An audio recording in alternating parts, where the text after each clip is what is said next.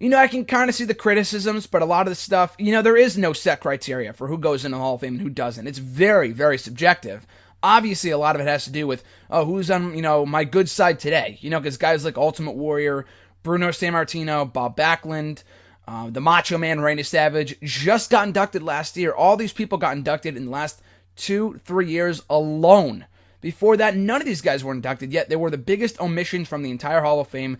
And I said many years ago, I would not consider the Hall of Fame quote-unquote legitimate until those people were inducted. And all of them have since been inducted into the Hall of Fame, which is amazing.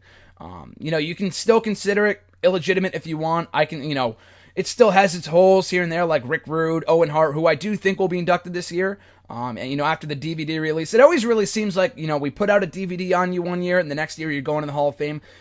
It seems like that. We had last year, we had the Macho Man Randy Savage DVD go out, and then he was inducted in 2015. Or the DVD went out in late 2014.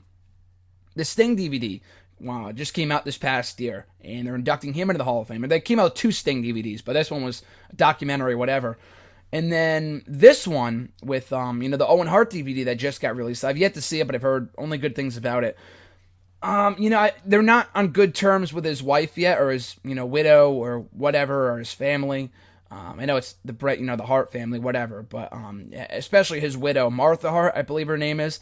They're still not on good terms with her, and but that hasn't stopped them from putting out the DVD release. She had nothing to do with it, so I feel like, if she's not going to give it up now after 15 years, and that's her own priorities, that's, completely fine, but if she's not going to let it go now, she probably never will. Or at least not for a very long time.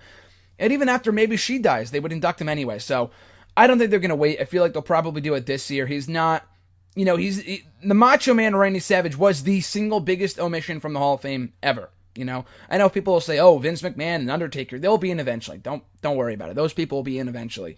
Macho Man was the guy that was the glaring omission from the Hall of Fame. They finally fixed that, in 2015, this past year. Owen Hart is very much deserving. I don't think he's headliner material. Even with Savage, they didn't close out with him last year. It was Kevin Nash, it was Diesel, whatever. They closed out with him because, they didn't want to go off the air on a sad note because, Macho Man isn't here anymore, which I thought was kind of dumb. But, Kevin Nash's speech was pretty great, so I didn't really, mind that too much.